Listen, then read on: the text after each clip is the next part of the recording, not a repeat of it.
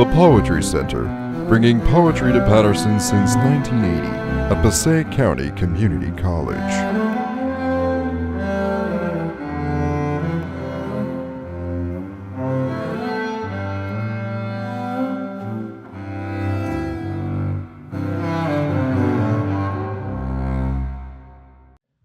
All right, this is our open reading following our Laura Boss Poetry Foundation award reading.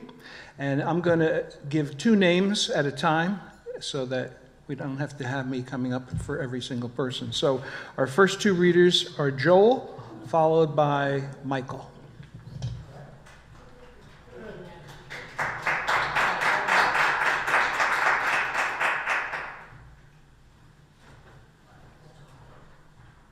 Hi, I'm Joel Lewis, and I always have a Paterson poem. I went to William Paterson and spent from the early 70s to about the mid 80s here all the time, and so it's kind of embedded. Taking the train up from Hoboken kind of brought back all these memories. And this is a Paterson poem, kind of set between today, the old days and the new days. It's called Genuine Imitation Life Gazette, which, if you're a music person, it's the one attempt by the Four Seasons Band to do a Sgt. Pepper's-like album. Believe it or not, this is look. And this is something that Four Seasons fans really didn't want. You know, it's Four Seasons doing a Sgt. Pepper's type band, type album. Genuine Imitation Life Gazette. My bus wheezes crossing the West Broadway Bridge like it just quit smoking, turning into the 1932 built Broadway terminal, complete with the original fixtures and the ghost sign on next door's building announcing, Orpheum, classy and refined burlesque, matinee every day. It seems maintained by the churlish gods of irony. I walk over to Van Houten Street, where the street's sunset air is redolent with muffler farts and Quay del Horno. I step inside the wobbly famous question mark bar, and some guy who looks like my dead friend Reardon is wearing a schmutzy New Eagles cap and is arguing with his ghost about the trouble with prog rock. He's not really wrong, just kind of loud. And me, I'm in a corner booth sipping a Boylan's Birch beer and sneaking a bite from a hot Texas wiener smuggled in from Libby's lunch just by the Great Falls. And when the bar's arthritic rockola offers up Gene Ammon's Jungle Strut, it reminds me that jazz once thrived in Silk City, the Joe Mooney Quartet at Sandy's bars in the 40s, and Thad Jones playing my request of A Child Is Born during the late set at the Three Sisters opposite the roiling Passaic River. I then walk down Chauncey Street towards Port Arthur Restaurant for the usual lonely plate of chicken my fun while thinking about the fates that set teenage Bob Gaudio, a founder of the Four Seasons, to take piano lessons with the cerebral Sal Mosca, the great disciple of the intensely austere Lenny Tristano. I keep pushing a spectral pantry pride cart full of value-free anecdotes and images of out-of-reach fancies while still hanging on to the hope that someone might mistake me for wisdom in a light blue poplin jacket.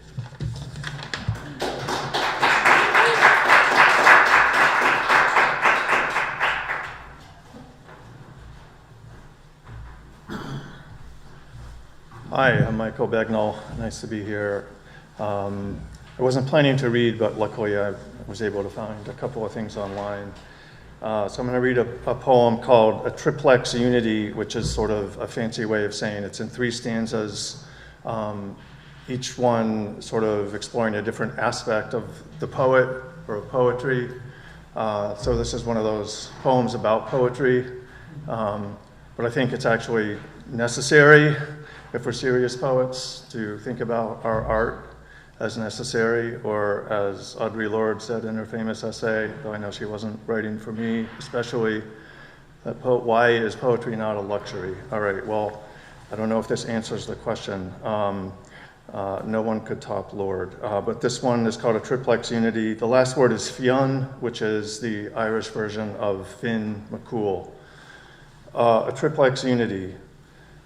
They sink inward in order to return to the sorcery of poetry, the Finn word that in stillness illuminates the empty room, and then as prophets of boom, they emerge in feathered robes and now receive the druidic mantle, becoming the futuristic order of poets, the ancient line to all our todays. Is that the way to be institutional, even if when you are the institution?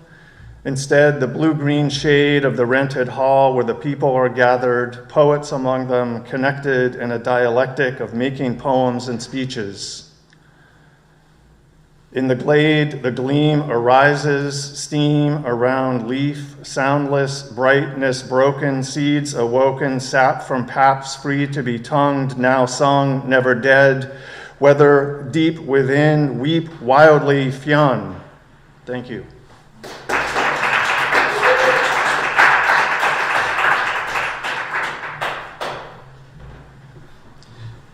Next will be Christine and then Jennifer.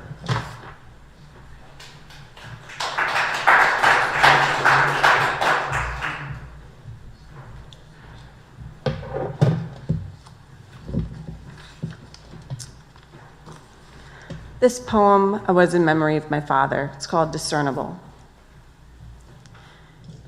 Did your father come home mornings after working the night shift at the county jail? Speak of the homeless that would commit petty crimes so they'd have a place to sleep in winter. Speak of the men who got a fire hose for a bath, hid things in places of the body you wouldn't believe. Did your father hold you up high on his shoulders to see the nightclub he bounced at so you could see the dance floor? Bring you home 45s from the bands you tried to hold up to the Rolling Stones or Joan Jett and the Blackhearts? Did your father fall asleep driving you back from a holiday at his mother's? Think the stoplights were stars or moons while we sang out stop, while we sang out go, while we sang out stay in the lines? Did your father find himself driving the family out on mischief night to scratch out in chalk on black asphalt in the rich neighborhood that his boss at the bank was a jerk for firing him? Did he? While your mother sat in the passenger seat protesting while his girls giggled in the back seat?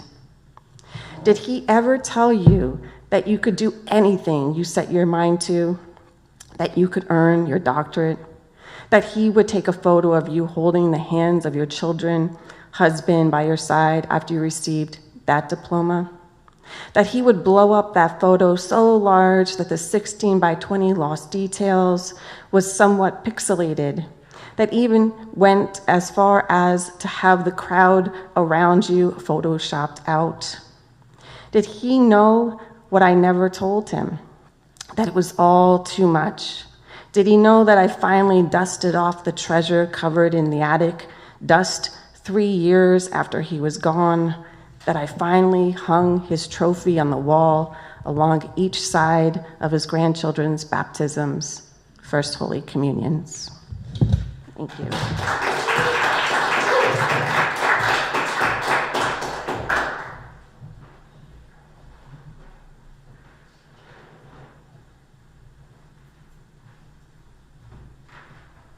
Wonderful. I also have a daddy poem. Talk about twin poems, right? Let's see here. Daddy sang bass. The money evaporated after my parents' divorce. Halfway through sophomore year, my father drove me back from Boston to finish college in New Jersey. 7 hours in his Datsun. A crate of records and my stereo in the back seat. We sang along with the radio like we used to when I was little. The knob fixed on the oldies station that played only doo-wop. Cousin Brucey's picks. Who put the ram in the ram-a-lam-a-ding-dong? Who put the dip in the dip-to-dip-to-dip?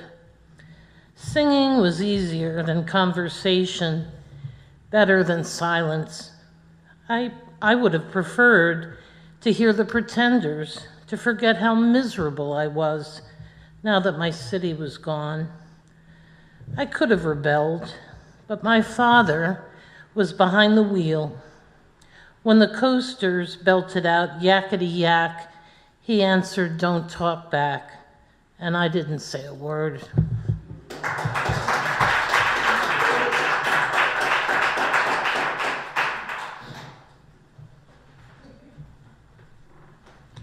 Next to read will be Tammy and Francis.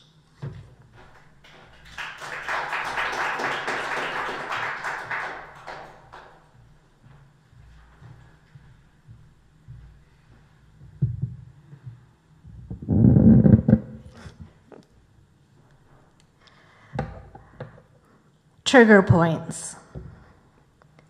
Blistered and raw, this thumb sticks out like a flimsy promise under pressure.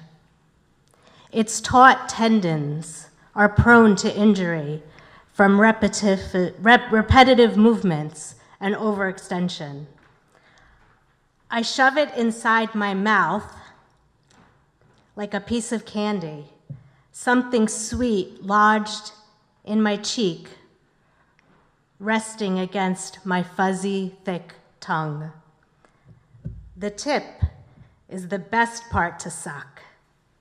Its sour, sweaty smell keeps me company for hours behind bars. A feast at the bottom of this crib where my mother left me. I play peekaboo with her shadow till it drifts so far the walls forget her shape. I curl up into myself, waiting for the hunger to ebb, but the salt on my skin tastes like grit and grief. Pity this thumb. I pray it won't break, or worse, fall off if it's no longer attached to my lips. Long before I discovered it's not a digit, long before I discovered it is a digit and not just my favorite finger. I can count on this thumb to prevail after it loses every wrestle.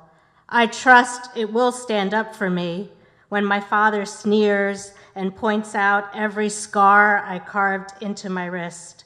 No one will ever love you, he predicts, but my thumb can't reject me. It hails rides from dangerous men. Thank you.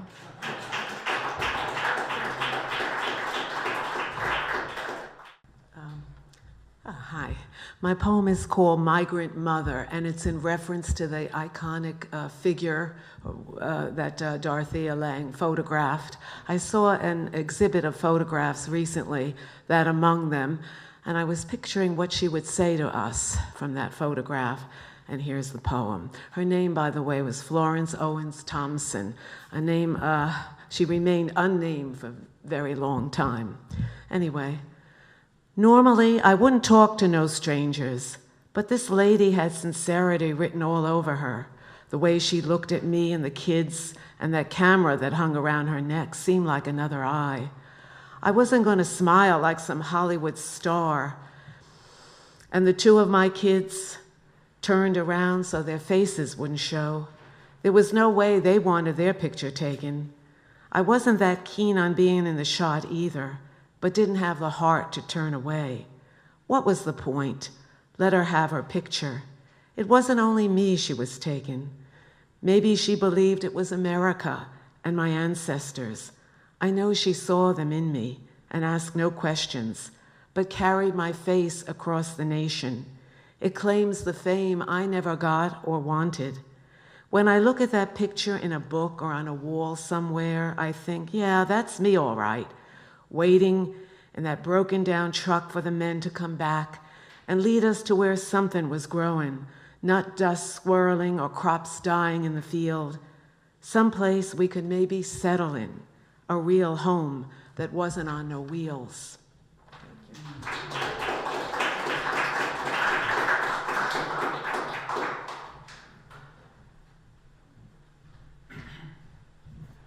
Hi, I'm Chris.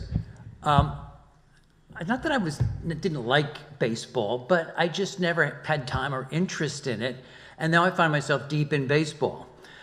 So for 7 years, I've produced Yogi Berra Bards and Bats events for students and high school students. One year, I invited Joe Weil to come too, and. Okay. And but also now I'm entering into the there's a national baseball contest. I didn't think they would have the combination of the two, but there is. Here's one that I wrote for this year's baseball poetry contest, and it's called 8, but in Roman numerals. And the little subhead is called Yogi Berra Museum and Learning Center, Bards and Bats, Baseball Poetry Festival, April 4th, 2004. Showing up before the hour, one can nearly taste the turf, tracing the evening's cold clack of cleats, summoning the last inning's tumult. Here at Yogi's History House, the past is now.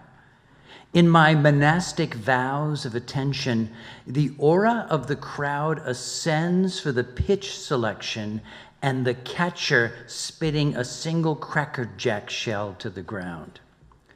Beyond the lobby, uniformed mannequins quarrel silently for the number 8.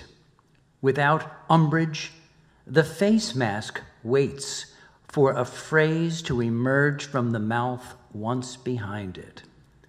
It's déjà vu all over again. So we write it twice in quatrains to sustain the aura of it, stitching like a woven story in an old mitt.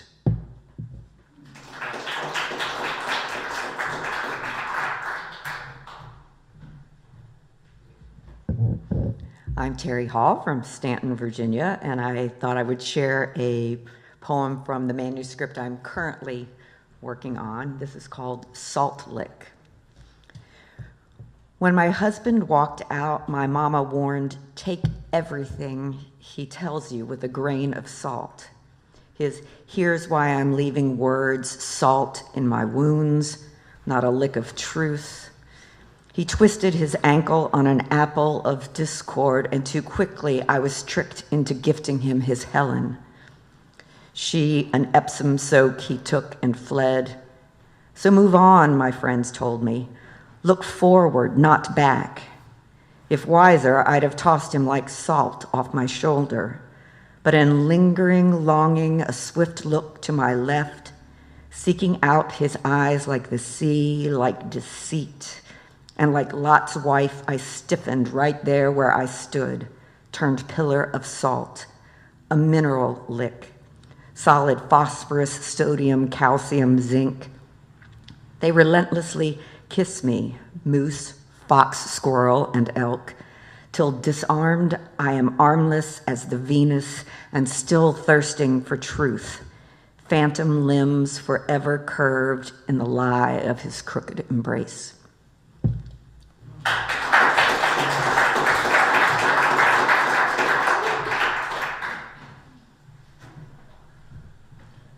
Our next two readers will be Michelle and Dutch.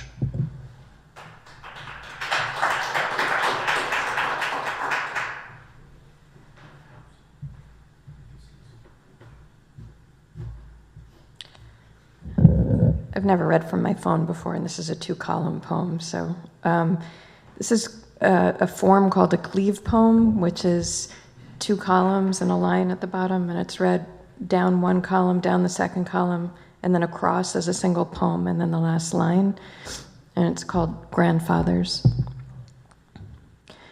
When his daughter asked him again after the silence what he could remember, he said he saw men hanging from trees. His sister would mention only the garden next to the house where they grew vegetables, tried to save enough for winter, never mention the mother or sister, the way that Jewish next of kin must shovel dirt onto their own. He never said where he was born. They just assumed it was New York, where he was castigated for playing ball. The form to send his son to college asked Poland. He was afraid it made him less American. He worked 7 days a week for more, never mentioned his own father, orphaned, walking across the border, who came here, the reason baseball had seemed a waste of time.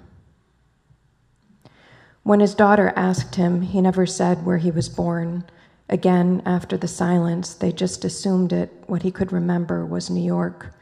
He said he saw men where he was castigated for playing ball hanging from trees. The form to send his son to college asked. His sister would mention only Poland. The garden next to the house, he was afraid it made him less American. Where they grew vegetables, he worked 7 days a week, tried to save enough for winter, for more. Never mentioned the mother, never mentioned his own father or sister, orphaned, walking across the border, the way that Jewish next of kin who came here must shovel dirt onto their own, the reason baseball had seemed a waste of time, the way their children became my parents, the way we still are shoveling the dirt.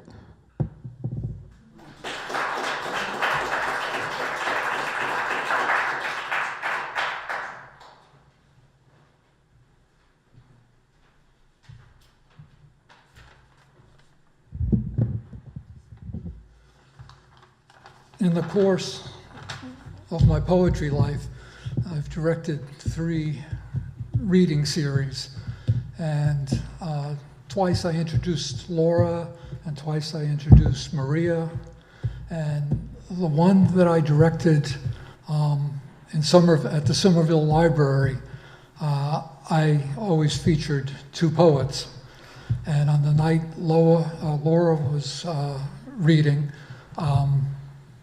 I always waited a few minutes after start time, and she still hadn't shown up, so I had the other reader begin. And Laura finally showed up about 40 minutes after the reading started, and she said, "I knew there was a problem when I saw the sign, last exit in New Jersey." How she ever, she only had directions going one direction. How she ever got there at all after that, I don't know, but she did and gave her usual great reading. So this is a poem that I've used when I want to differentiate between prose and poetry.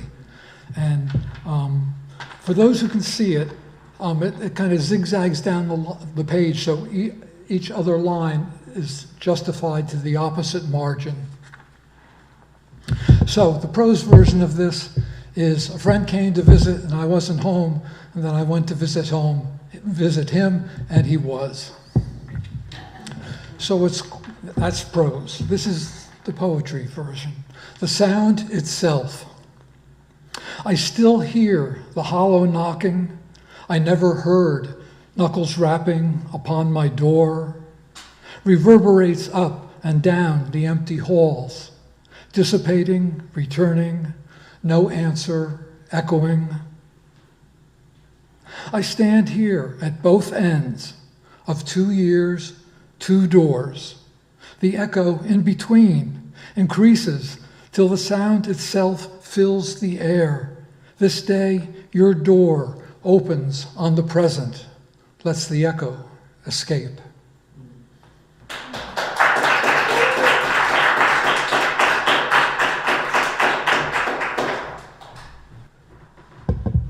Thanks, Ken. It's the only poem I found on my phone, so let me just get it in the right position so it's not gonna, wait a minute, I gotta get it to, hang on a second. There it is.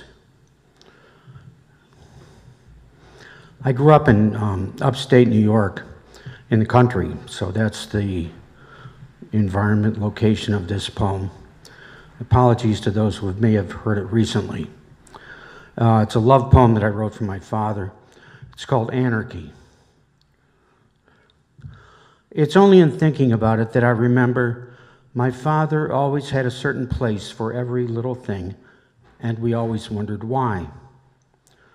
Why do toothbrushes go into the holder with the bristles facing out? Why do the shoes get lined up, toes turned away from the underside of the bed? Why do we sleep with our heads pointing north? "It's anarchy," he said in a hush. "It's everywhere."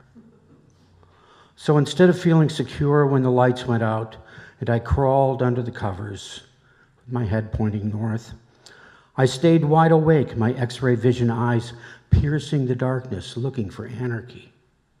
I wondered if it, for surely anarchy was an it, not a he or a she, was circling our house and was making those loud noises we often heard, or if instead those cries came from stray dogs. I wondered if it was something loose in the barn across the road, and if it made the cows bellow. I wondered if anarchy was the car dealership he said he would get even with after he bought our second bad car in a row. I know because I heard him rumbling about bad design and the excesses of the labor movement when the hood flew off and ended up in a ditch as we were on our way to the drive-in one night. Maybe anarchy was the killer virus that the Russians put in Sputnik and that even now was being released over North America while we were all supposed to be asleep. Later, when he came up to bed, to the room we all shared, and saw I was still awake, he said that next time he would leave the light on for me. I wasn't sure why that didn't make me feel better. Maybe I thought the killer virus would disappear in the light, and then I would never know if it was there or not. After he undressed in the darkness, after he heaved his weight onto his side of the coil spring bed he shared with my mother on the other side of the room, his head pointing north, and with his breathing slowing and me hearing familiar noises to let me know he was asleep, I thought that maybe anarchy was the baseball that came right at my head that day, and I ducked to get out of the way, but the umpire said I swung and called me out. Maybe anarchy is what I know now that I didn't know then. Maybe it's being in bed with my head pointing north, surrounded by the sounds we hear and those sounds we will never hear again. Thank you.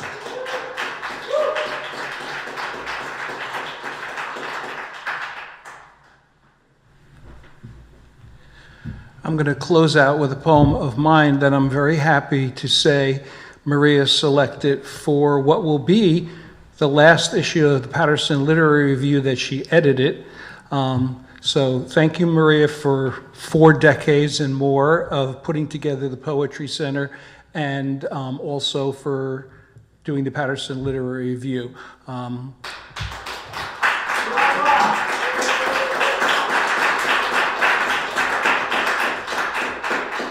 We had a lot of dad poems and family poems, so this one is called Weekend with Dad, but I'm the dad in this one.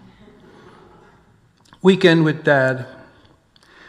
When we were leaving, you found the snake skin on the desk near the computer. I told you I had found it in another place before you were born. Why don't people do that, you asked? And I thought, because people stretch and adapt to changes, then thought better of it. We all shed skins eventually, I said, and zipped up your jacket.